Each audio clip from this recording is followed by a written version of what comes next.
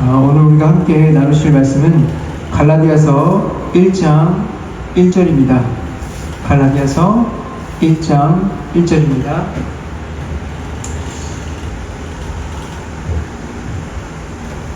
다 찾으신 줄로 믿고 제가 말씀을 대독하여 드리도록 하겠습니다. 사람들에게서 나온 것도 아니요 사람으로 말미암은 것도 아니요 오직 예수 그리스도와 그를 죽은 자 가운데서 살리신 하나님 아버지로 말미암아 사도된 나 바울은. 아멘. 오늘은 갈라디아서 서막의 두 번째 시간입니다.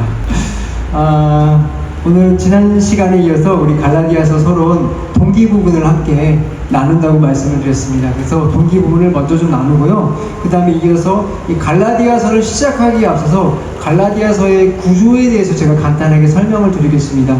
구조를 알고 있는 것도 중요하죠. 그래야 대략적으로 이게 어떤 말씀을 어디서 전하고 있는지를 알 수 있기 때문입니다. 각 그 장별로 주제가 있기 때문에 이 부분을 아는 것은 좀 중요하다고 생각을 합니다.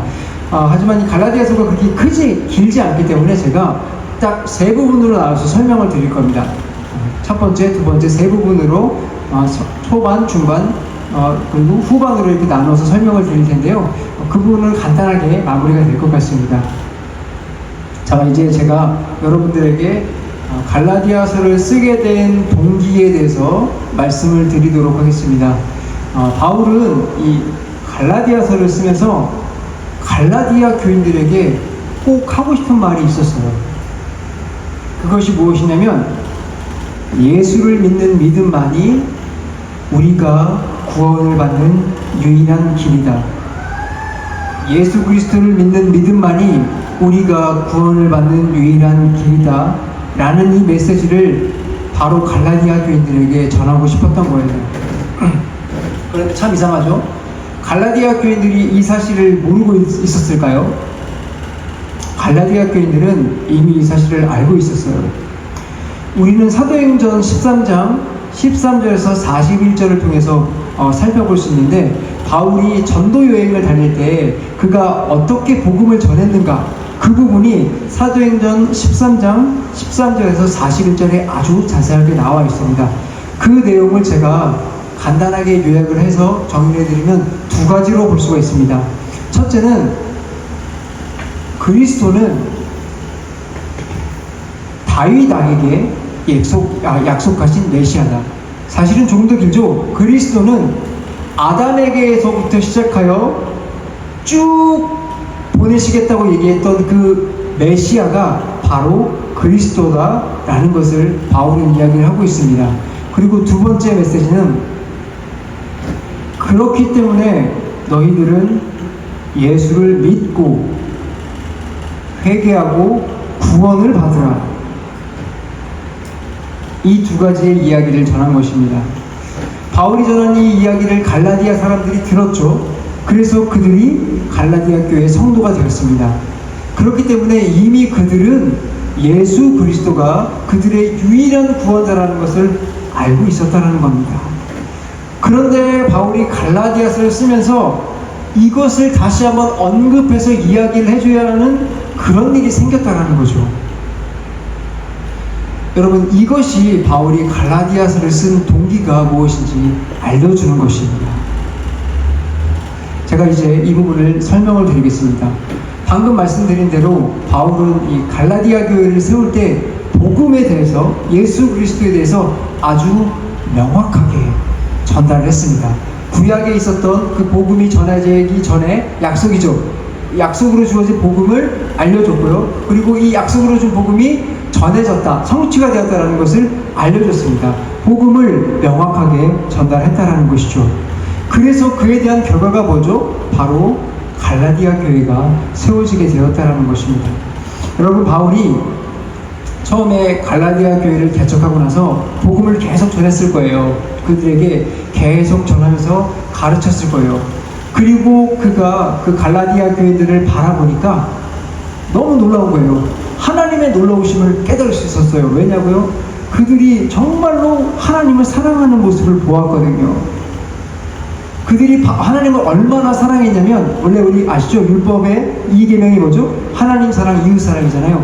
얼마나 그들이 하나님을 사랑했냐면 바울을 향해서 이렇게 얘기를 했어요. 사도 바울이시여, 제가 바울 사도를 통해서 제 눈을 빼서라도 당신에게 정말로 이 사랑을 전했으면 좋겠습니다 라고 이야기할 정도로 그들은 하나님을 향한 사랑을 보여왔어요. 그렇기 때문에 바울은 그들을 보면서 하나님이 얼마나 놀라우신 분이신가 더욱더 깨달았을 것입니다. 하지만 바울은 그들을 바라보면서 계속 그런 그들을 바라보면서 어떠한 생각을 했을지 제가 생각을 해봤어요. 정말 주님을 향한 그 사랑이, 믿음이 잘 자라나고 있구나 라고 바울이 생각을 했을까요? 저는 좀 그런 생각을 했을 거라고 생각을 해요. 왜냐면 갈라디아서에서 그가 보인 반응을 봤을 때는 그가 그런 생각을 했을 거라고 생각을 하죠. 하지만 성경은 정확하게 이 부분을 이야기해주고 있지 않아요. 하지만 바울은 갈라디아 교회에 머무르고 싶었을 거예요. 그들에게 계속해서 복음을 전해주고 싶었을 거예요. 그렇지만 그는 하나님의 사람이에요. 그죠? 그렇기 때문에 하나님께서는 우리 사역지를 떠나야 된다라고 이야기를 했을 때 바울은 그곳을 떠나게 되었습니다. 그에게는 복음을 계속해서 돌아다니면서 전해야 될 사명이 있었기 때문에 그는 갈라디아 교회를 떠나게 되었다는 것입니다. 저는 이 대목에 와서 이런 생각을 좀 많이 했어요. 갈라디아를 보면서 이런 고민을 많이 해보았습니다. 과연 바울이 갈라디아 교회를 떠나게 되었을 때 그들에게 지도자를 세우고 떠났을까? 그러니까 바울이 전한 이 복음을 계속해서 유지할 수 있도록 그들에게 이것을 가르칠 수 있는 어떤 지도자를 두고 떠났을까라고 고민을 해봤다는 거예요. 성경에는 그 부분이 나와 있지 않아요. 그죠? 그래서 제가 학자들의 의견을 좀 보았습니다. 학자들의 의견을 보니까 아마도 세우고 떠났을 것이다. 그 현지에서 정말 믿음이 좋은 사람을 세웠던지 아니면 바울의 동역자를 한 명을 세웠던지 하여튼 누군가는 분명히 세웠을 것이다 라고 이야기를 하고 있어요. 그런데 학자들이 여기에 대해서 이런 얘기를 해요. 그런데 문제는 누구를 세웠느냐가 문제가 아니라 갈라디아 교회는 그들에게 그 지도자가 얼마만큼 영향력을 가지고 있었느냐 라는 것에 대한 문제점을 이야기했다는 것입니다. 그러니까 이것은 이런 거예요. 바울이 어떤 지도자를 세웠던지 안 세웠던지 중요한 것은 바울처럼 온전하게 복음을 전할 수 있는 그 사람의 영향력이 있었느냐 없었느냐 이것을 바라봤을 때 안타깝게도 갈라디아에 있었던 그 지도자는 그러지 못했다라는 것입니다. 우리는 이 사실에 조금 주목을 해봐야 돼요. 교회가 세워지려면 가장 먼저 하나님의 복음을 전하는 전도자가 필요합니다. 이것은 너무나 중요한 거예요. 그러나 두 번째, 제가 지난주에 말씀드리려고 했던 부분이죠. 바울이 성장을 했었다라고 말씀드렸는데 성장했던 부분이 바로 이것입니다. 복음이 전해져야 되는 것은 중요하지만 두 번째, 복음을 전해진 것을 계속해서 풀어주고 계속해서 그들이 그것을 성장할 수 있도록 도와주는 목회자와 교사가 필요하다는 것을 바울이 깨달았다는 것입니다. 그리고 우리도 깨달게 됩니다. 교회는 복음을 전해주는 전도자가 필요하지만 이어서 이 진리를 계속해서 풀어주고 전해주는 목회자가 혹은 교사가 교회에는 반드시 필요하다는 것입니다. 여러분, 하나님께서는 세상을 굉장히 극단적으로 세우지 않았습니다. 있죠. 우리 보시면 젊은 지구론을 내세우는 학자들도 있고, 오래된 늙은 지구론을 내세우는 학자들이 있습니다. 몇 년이 되었고 이런 것들이 중요할 수 있겠지만, 사실 그것은 중요하지 않습니다. 무엇이 중요하냐면, 하나님께서는 이 세상을 몇 년이 되었든지 질서와 조화를 가지고 이끌어오고 있다는 것입니다. 여러분, 이 법칙은 구원에도 동일하게 적용이 됩니다. 우리가 세상에서 가장 좋은 무엇이 되죠? 하나님의 자녀가 되었다고 해도 우리가 하나님을 믿는 순간 하나님께서 너는 나의 자녀니 에녹과 같이 천국으로 올라와라 하지 않으신다라는 거예요. 하나님은 우리에게 구원을 주시고 우리에게 주신 연수가 있습니다. 이 질서와 조화를 그대로 두신 상태에서 이끌어 가신다는 것이에요.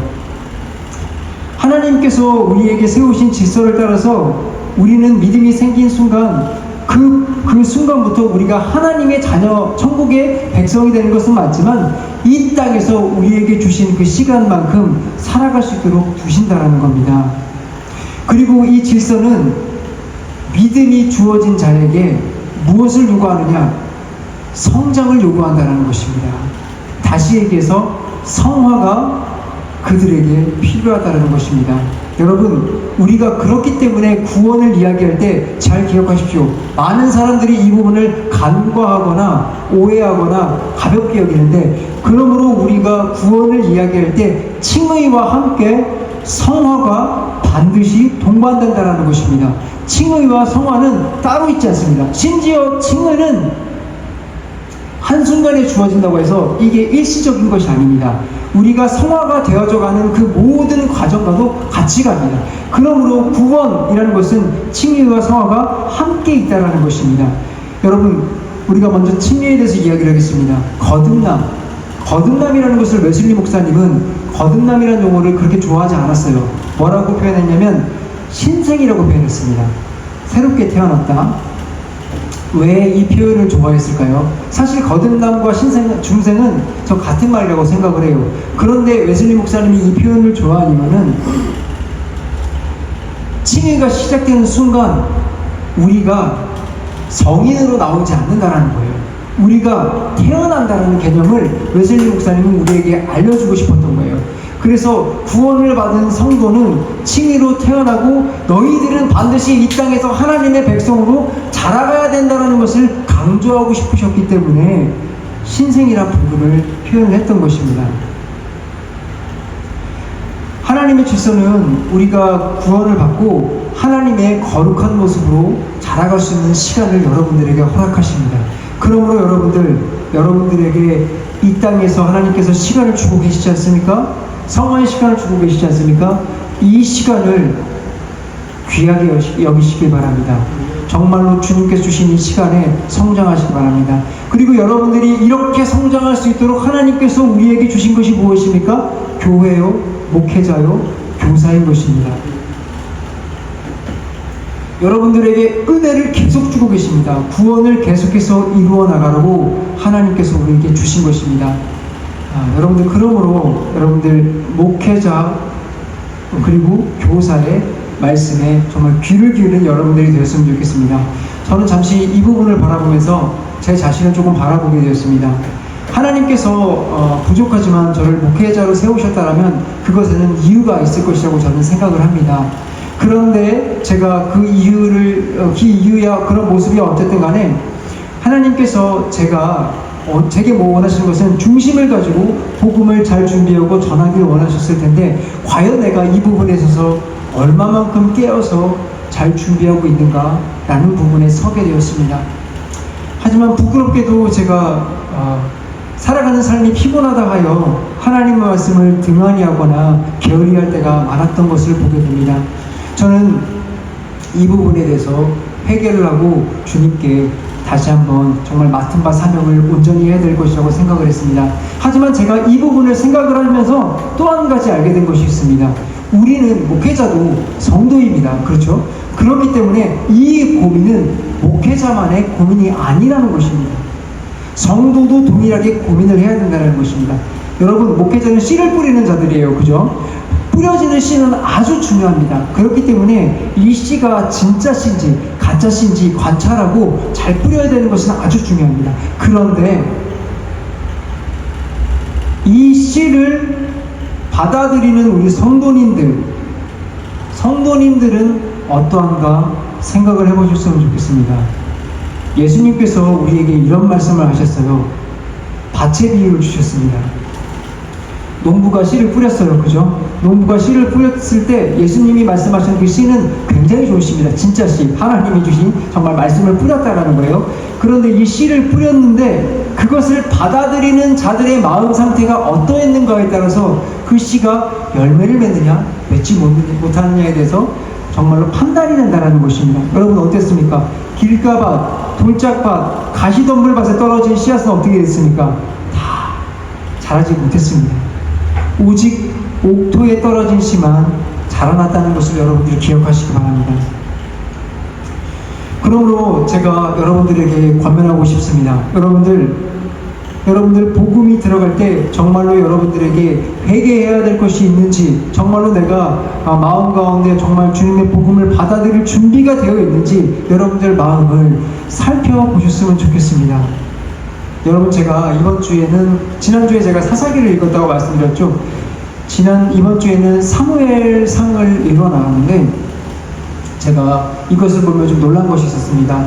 복음을 준비하는 것에 있어서, 우리가 복음을 듣는 준비하는 것에 있어서 굉장히 도움이 될 것 같아서 여러분들에게 말씀을 드리는데, 복음은 우리에게 가장 먼저 선포하는 것이 무엇이냐? 바로 왕이 오신다라는 것을 이야기하고 있습니다. 왕이 오신다라는 걸 이야기하고 있는데, 그러므로 너희들은 왕이 오기 때문에 준비를 하라 라는 것을 이야기한다는 것입니다. 여러분, 자, 제가 이제 사무엘상 이야기를 해드릴 것입니다. 사무엘상 12장을 보면 이제 마지막 사사였던 사무엘이 자신의 직분을 내려놓는 이제 퇴임식을 하는 장면이 나옵니다. 그리고 동시에 왕이 새롭게 등장하는 입건식을 하는 장면이 나와요. 그런데 이 장면에서 사무엘이 이 하나님의 백성들을 향해, 이스라엘 백성들을 향해 무슨 이야기를 하냐면 하나님의 약속을 다시 전합니다. 그들에게 하나님께서 너희를 구원을 해왔고, 그리고 앞으로도 정말 구원하실 것이라는 이야기를 해옵니다. 그리고 나서 왕을 소개해요. 여러분, 제가 그때 이 모습을 보면서 무엇을 봤냐면 세례 요한의 모습이 거기서 보였다라는 거예요. 이게 무슨 말이냐면, 이제 너희들에게 왕이 올 건데 너희들은 왕이 오기 없어서 너희들에게 오는 이 왕 앞에서 하나님이 우리에게 왕으로 오시는데 그 왕이신 주님을 준비하여 왕을 맞을 수 있는 준비를 하라는 것이 그 모습에, 그 말씀에 담겨 있었다는 것입니다.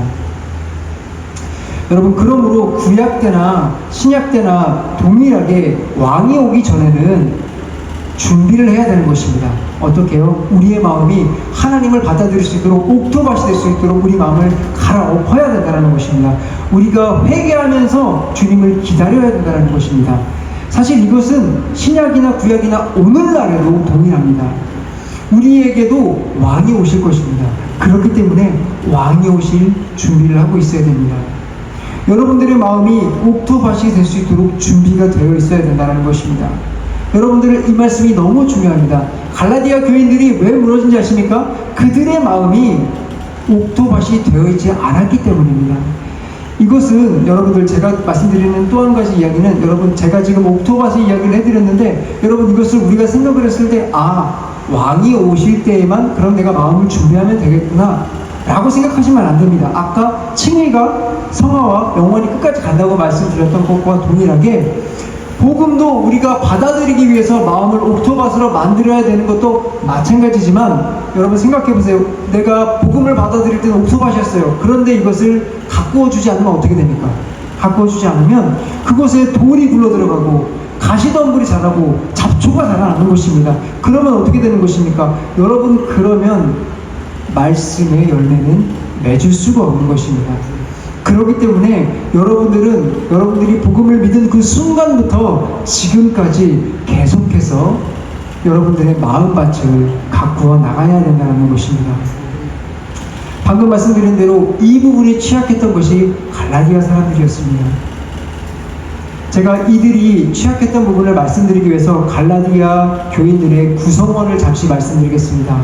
갈라디아 교인들이 혹시 구성원이 어떻게 되어 있는지 아시나요? 두 그룹으로 나눠져 있었습니다. 첫째는 예수님을 믿기로 한 개종한 유대인입니다. 그리고 두 번째로는 이방인으로 구성이 되어 있습니다. 여러분, 대부분의 초대교회가 이렇게 구성이 되어 있죠. 제가 아무리 신약 성경을 읽어봐도 그 신약 시대의 구성원 중에 유대인이 들어가지 않은 그런 구성원은 없습니다. 갈라디아 교회도 마찬가지로 유대인과 이방인이 구성이 되어 있습니다. 그런데 이 바울이 전한 복음이 너무나 강력했기 때문에 이 두 그룹이 모두 믿고 한 교회로 묶여지게 된 것입니다.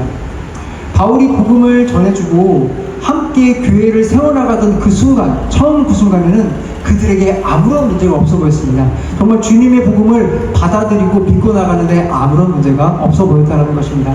우리는 이 바울이 얼마나 리더십이 정말 뛰어나고 정말 복음의 사람인지 잘 알 수가 있죠. 하지만 여러분, 바울이 떠났을 때 문제가 생기기 시작했습니다. 여러분, 갈라디아 교회도 바로 이것이 문제였습니다. 바울이 떠나자마자 이 두 그룹 각자에게 문제가 생겼어요. 각자. 한 그룹에만 생긴 것이 아니라 두 그룹 각자에게 문제가 다 생겼어요. 먼저 유대인 그룹부터 말씀드릴게요. 자, 유대인 그룹은 무슨 문제가 생겼느냐? 그들은 바울이 전한 예수님을 믿었습니다. 진심으로 믿었어요. 정말로 예수님이 구원자라는 것을 믿었어요. 그런데 그들의 마음속에는 좀 불편한 것이 있었어요. 뭐냐? 내가 유대인인데, 내가 지금까지 율법을 잘 준수하며 살아왔는데, 내가 율법에 목숨을 걸면서 살아왔는데, 우리 바울 선생님은 이거를 강조해주지 않네? 바울 선생님이 이 부분을 크게 강조하지 않네? 이 부분이 이들에게 불만이었던 것입니다. 또 한 가지 이 이방인 그룹들에게도 문제가 있었습니다. 무엇이냐? 이들은 바울이 전한 예수님을 진심으로 믿었습니다.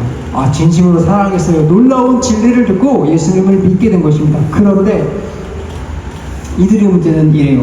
바울이 복음을 전할 때는 정말로 무슨 말인지 알겠어요. 너무나 행복했어요. 복음이 정말로 내가 복음으로 사는 것이 너무나 좋구나라는 것을 알았는데, 그들의 삶으로 돌아가서 보니까 이 믿음을 어떻게 사용해야 될지 모르겠는 거예요. 믿음대로 사는 것이 어떻게 살아야 되는지를 도저히 모르겠는 겁니다. 이게 무슨 말이냐면, 그들이 분명히 예수 그리스도가 우리의 구원자라는 것은 알겠는데 그것이 정확히 무엇인지를 이해할 수가 없었다라는 것입니다.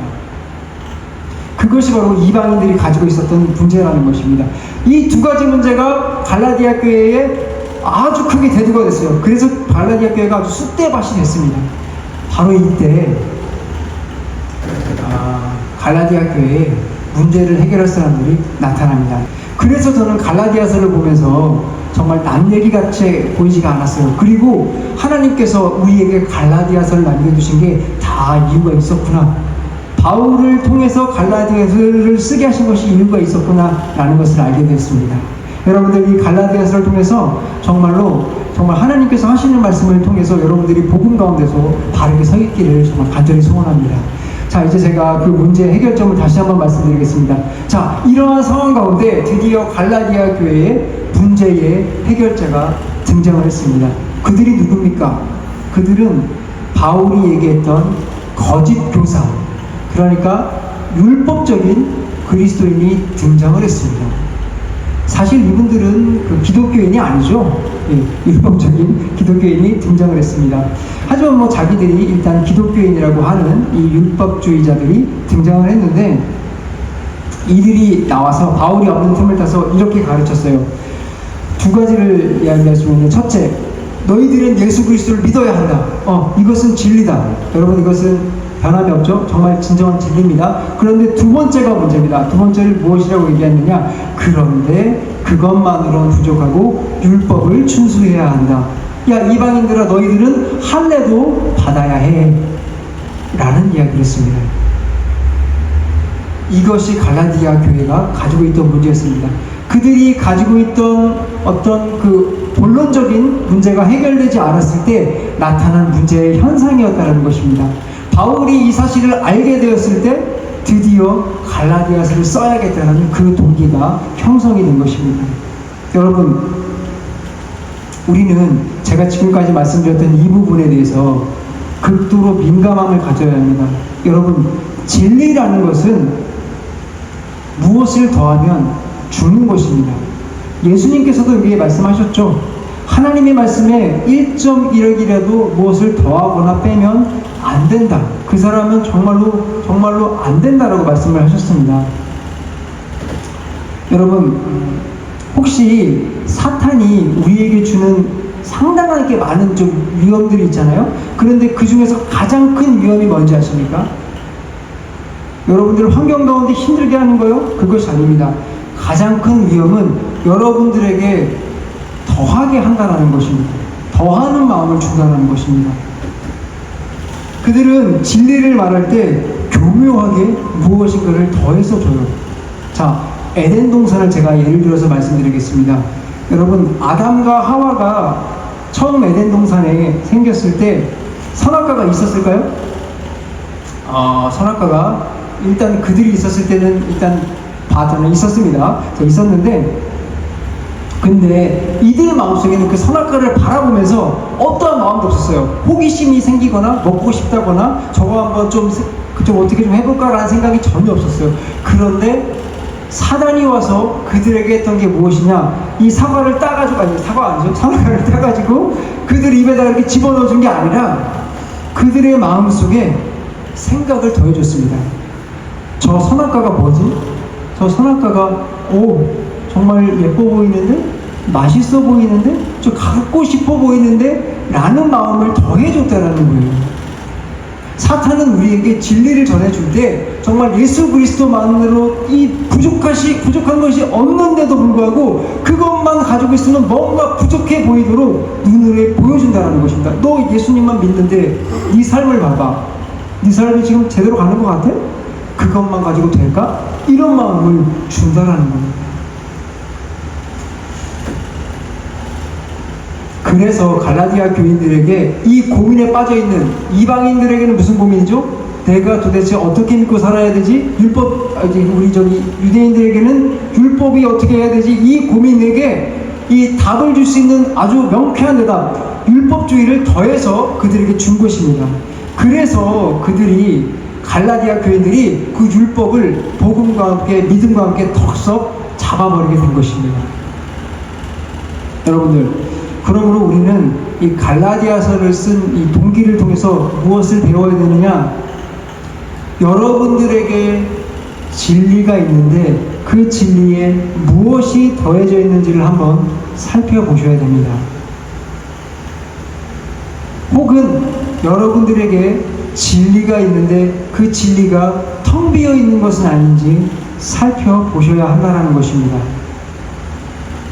뭐가 더해져 있거나 텅 비어져 있거나 이것을 사탄은 채우려고 더해주는 것이 있다면 그것이 우리에게 죄가 되는 것이기 때문입니다.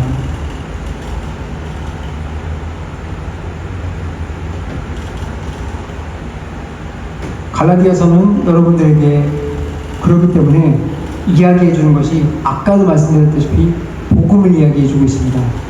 예수 그리스도를 믿어 구원을 받는다. 이것이 바로 갈라디아서가 이야기를 해주고 있는 것입니다. 여러분들, 저는 이 갈라디아서의 동기를 통해서 여러분들에게 말씀드리고 싶은 것은 단 한 가지입니다. 복음을 더했느냐, 복음에서 부족하냐, 그러한 부분들을 살펴보는 것도 중요하지만 정말로 여러분들이 이 시간, 갈라디아서라는 시간을 통해서 정말 복음이 무엇인지 제대로 알아가자. 정말로 그 바울이 그들에게 다시 한번 이야기했던 그 복음을 통해서, 갈라디아서를 통해서 복음이 무엇인지 알아가자 라는 것을 알기를 간절히 바라는 마음으로 동기를 여러분들에게 설명을 드렸습니다. 자, 이제 제가 여러분들에게 본론을 들어가기에 앞서서 마지막으로 이 갈라디아서를 통해서 어떻게 이야기할지 초반과 중반과 후반을 나눠서 구조를 설명드리고 설교를 마무리하려고 합니다. 갈라디아서는 우리에게 세 부분으로 이야기를 해줍니다. 첫째는 바울의 사도권에 대한 변호를 합니다. 이것이 얼마나 기냐면 갈라디아서 2장까지 합니다. 바울이 자기를 이렇게 나 사도야 라고 강하게 이야기하는 것이 그렇게 많지가 않아요. 근데 갈라디아서는 이걸 얘기했어요. 바울이 찌질해서 이렇게 얘기를 했을까요? 아니요. 바울이 이 이야기를 하는 것은, 하나님께서 우리에게 그 이야기를 보여주시는 것은 복음이라는 것이 진리라는 것을 알려주기 위해서입니다. 여러분, 이에 대한 부분을 제가 오늘 말씀 안 드릴 거예요. 왜냐하면 이걸 말씀드리면 제가 다음 주 선언에 할 말이 없습니다. 1장 1절에 할 말이 없기 때문에, 그렇기 때문에 다음 주에 들어오셔서 들으시길 바랍니다. 자, 두 번째는 예수님에 대한 진리를 선포합니다. 2장 이후 나오는 이야기죠. 2장 이후 바울은 우리에게 예수 그리스도가 왜 진리인지에 대해서 정확하게 이야기를 해주고 있습니다. 그러므로 이 부분은 여러분들이 정신 차려 들어야 될 부분입니다. 여러분들이 정말 복음이 무엇인지 애매하고 헷갈리는 부분을 다 정리할 수 있는 시간이 바로 이 부분입니다. 그러므로 여러분들 이 두 번째 시간을 집중하여 들으시기 바랍니다. 그리고 세 번째입니다. 세 번째는 두 번째만큼 중요하다고 생각을 해요. 왜냐하면 저는 이 부분은 개인적으로 성화와 연결이 되어 있다, 혹은 우리의 삶에 어떻게 연결이 되어 있느냐라는 것을 알려주기 때문이라고 생각을 하는데, 이 세 번째 부분이 바로 여러분들이 그렇게 궁금해하는 이 복음을 우리의 삶에 어떻게 적용할 것인가. 바울은 이 갈라디아서의 이 세 번째 부분을 통해서 이 복음을 우리 삶에 어떻게 적용할 것인가를 이야기해주고 있다는 것입니다. 갈라디아서의 구조를 이야기를 들어보니까 여러분들 갈라디아서를 좀 듣고 싶은 마음이 생기지 않습니까? 네, 저는 그러므로 여러분들에게 갈라디아서 설교를 주일날 이제 함께 강연해 나가려고 합니다. 자, 이제 여러분들에게 서론을 마치려고 합니다. 정말로 긴 시간 서론을 정말 들었다고 생각을 합니다. 결론을 제가 맺도록 하겠습니다. 먼저는 우리가 갈라디아 교인들이 이 복음을 받아서 믿음에 있었다라고 말씀을 드렸습니다. 그렇지만 이 믿음에 있는 자라 할지라도 복음에서 벗어날 수 있다는 것을 여러분들 명심하시기 바랍니다. 그리고 이 복음이 그러므로 우리가 믿는 그 순간만 필요한 것이 아니라 여러분들의 모든 삶에도 복음이 필요하다는 사실을 기억하시기 바랍니다. 만약 여러분들의 삶에서 계속해서 복음이 전해지지 않게 되면 여러분들 그 순간 여러분들에게는 사탄이 틈타서 복음을 흔들어 버릴 것이고 오해하게 만들어 버릴 것이고 왜곡할 것입니다. 여러분들에게는 그러한 위험이 생길 것입니다. 여러분, 사실 이러한 위험이 우리나라 교회에 많이 노출이 돼 있다고 저는 생각을 해요. 여러분들, 그러므로 우리는 이 노출된 것을 이 백신을 맞는다라는 생각보다 치료제를 맞는다는 생각으로 갈라디아서를 조금 접했으면 좋겠습니다. 그러므로 우리들은 이제 갈라디아서를 통해서 복음을 다시 한번 배우는 것이기 때문에 여러분들 갈라디아서에 한번 목숨 한번 걸어보지 않겠습니까? 갈라디아서에서 정말 주님을 한번 맛보아 보지 않겠습니까? 진심으로 복음을 아는 시간이 되었으면 좋겠습니다. 제가 여러분들에게 마지막으로 드리고 싶은 말씀은 이것입니다. 그러므로 여러분들, 복음을 내가 바르게 지금 이해하고 살아왔는지 오늘 말씀을 돌아보면서 생각을 해보았으면 좋겠습니다. 또한 정말로 내 마음속에 복음을 향한 감격이 아직도 나에게 남아있는지 살펴보았으면 좋겠습니다. 그리고 여러분들에게 마지막으로 지난주에도 말씀드렸지만, 그러므로 이번 주 한 주 동안 갈라디아서를 열심히 한번 읽어보시기를 권유드리겠습니다. 자, 이렇게 해서 우리 갈라디아서 서론을 마무리하도록 하겠습니다. 다 같이 기도하겠습니다.